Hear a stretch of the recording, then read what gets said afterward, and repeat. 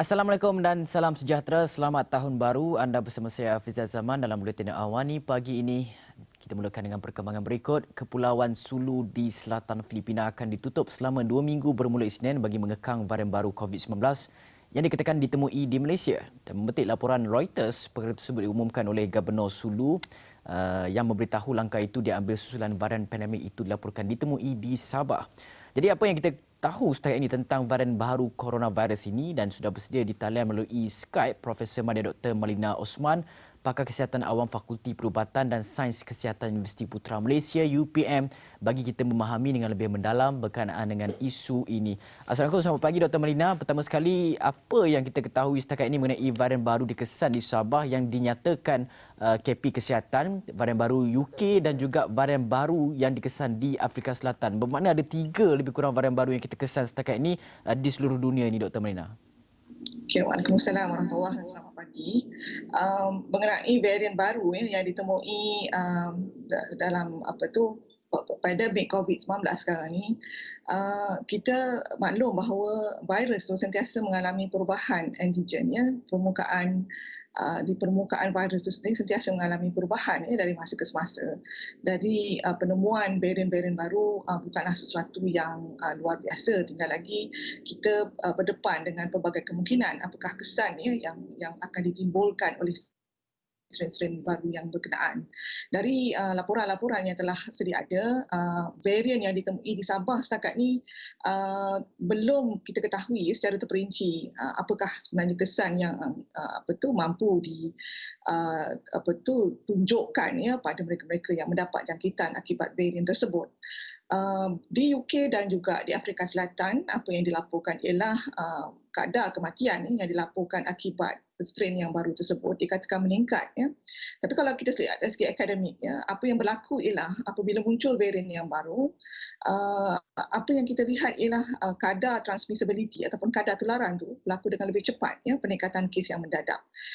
Mengambil contoh di UK dan juga di Afrika Selatan, yang apabila kes mendadak, maka akan berlaku beban sistem perkhidmatan kesihatan di situ, ramai yang sakit dan ramai yang akan mendapat komplikasi dan seterusnya perlu menerima rawatan. Jadi apabila mereka yang meningkat, mereka yang mendapat jangkitan itu meningkat, sistem tu kadang-kadang suka untuk memberikan keutamaan kepada semua individu. Jadi dalam keadaan yang tidak dijangka, ada nyawa-nyawa yang tidak dapat diselamatkan. Itu adalah antara kesannya apabila wujudnya varian baru. Cuma untuk di Sabah ni, apa yang kita maklum ialah disebabkan kita tidak tahu apa kesannya, tindakan daripada kerajaan Sulu itu pada pandangan saya adalah lebih menjurus kepada surveillance, pemantauan, bagi mengelakkan sistem perkhidmatan mereka akan terjejas sekiranya tidak ada pemantauan berkala dan serius dilakukan. Malina, semalam kita mencatatkan angka yang paling tinggi pernah dirakukan dalam negara, 2,500 lebih, dan ditambah dengan orang ramai telah pun diberikan kebenaran untuk merentas negeri, ada yang menyambut tahun baru dan sebagainya, ditambah dengan varian baru lagi yang kita kesan di UK, Afrika Selatan, bimbang sekiranya ada di Malaysia. Jadi ada yang menyuarakan kebimbangan mereka untuk kebenaran merentas negeri itu. Ada yang menyatakan bahawa sebaliknya ia perlu ditarik balik semula untuk memastikan bahawa KKM dan juga sistem kesihatan kita tidak terbeban dengan kes-kes jangkitan baru yang kalau kita lihat angka keboleh jangkitan kita telah pun mencecah 23,000 lebih. Ya, betul. Dari segi kesihatan awam, sebaik-baiknya langkah Perintah Kawalan Pergerakan perlu dilaksanakan seperti mana yang kita telah lalui pada bulan Mac dan April lalu. Bagaimanapun, seperti yang mana kita maklum, kesan ekonomi terlalu agak memudaratkan, melibatkan banyak golongan yang terjejas, bukan sahaja di peringkat individu tapi juga negara secara keseluruhan. Dengan menimbangkan situasi ini, pada pandangan saya satu pertimbangan wajarlah, kita mengambil jalan tengah, bagaimana untuk kita mengimbangkan keperluan ekonomi dan dalam masa yang sama kita harap sistem perkhidmatan kesihatan kita dapat berfungsi secara optimal. Pada pandangan saya, kita selepas melalui pengalaman selama 9 bulan, kita sepatutnya mengambil keputusan yang matang dalam menghadapi kemelut pandemik COVID-19 ini. Bagi saya, semua orang telah diberikan makluman, pengetahuan, contoh-contoh dan juga apa yang perlu kita lakukan.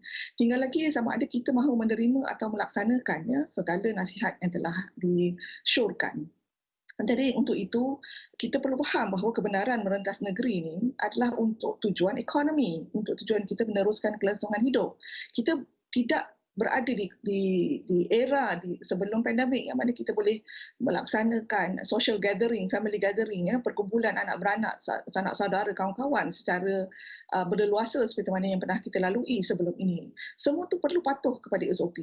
Walaupun sedemikian, ia memerlukan individu tersebut untuk membuat keputusan yang terbaik. Jadi dalam keadaan ini bagi saya, kita perlu melakukan secara sukarela, ya, berdasarkan pengetahuan dan apa yang kita tahu. Kita tidak memerlukan dipaksa, ya, dengan peraturan ataupun undang-undang, didenda baru kita nak buat. Jadi pada pandangan saya, dengan melihat senario terkini, ya, dengan kes 23,000, kita perlu membantu anggota-anggota Barisan Hadapan kita, ya, di hospital, di klinik, ya, untuk mengurangkan beban yang mereka tanggung.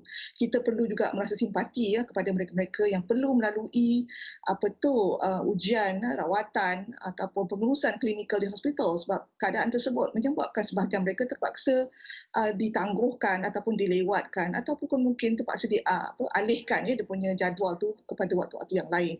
Jadi keadaan-keadaan ini sebenarnya sangat bagi saya perlu diberikan perhatian serius oleh kita semua.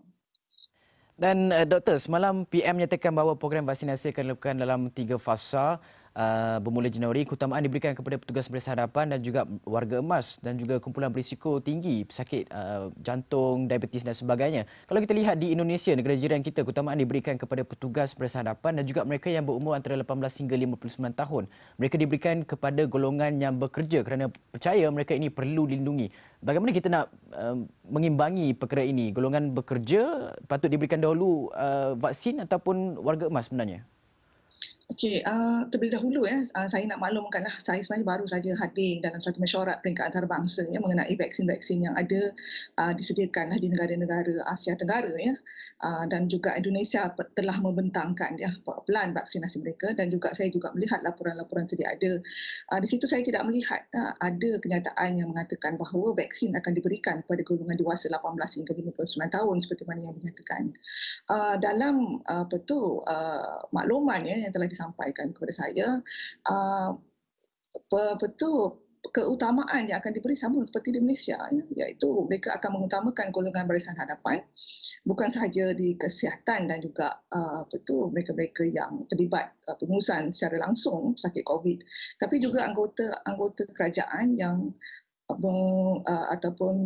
agensi terlibat, ya, yang berurusan dengan masyarakatnya, yang berhubung dengan komuniti ataupun awam.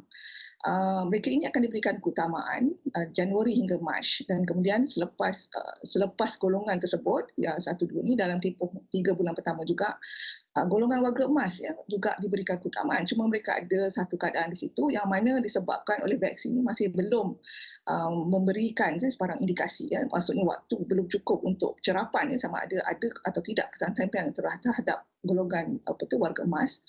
Mereka-mereka yang mempunyai masalah dan sebagainya ditangguhkan terlebih dahulu. Bagaimanapun golongan warga emas adalah merupakan dalam ranking kedua, ya, untuk diberikan selepas anggota Barisan Hadapan. Kemudian selepas bulan Mac hingga April, maksudnya April tahun hadapan hingga Mac 2022, ya, mereka akan lanjutkan untuk populasi Indonesia secara keseluruhan. Okey, baik. Terima kasih Pakar Kesihatan Awam Fakulti Perubatan dan Sains Kesihatan Universiti Putra Malaysia UPM, Profesor Madya Dr. Malina Osman atas perkongsian pendapat itu tadi.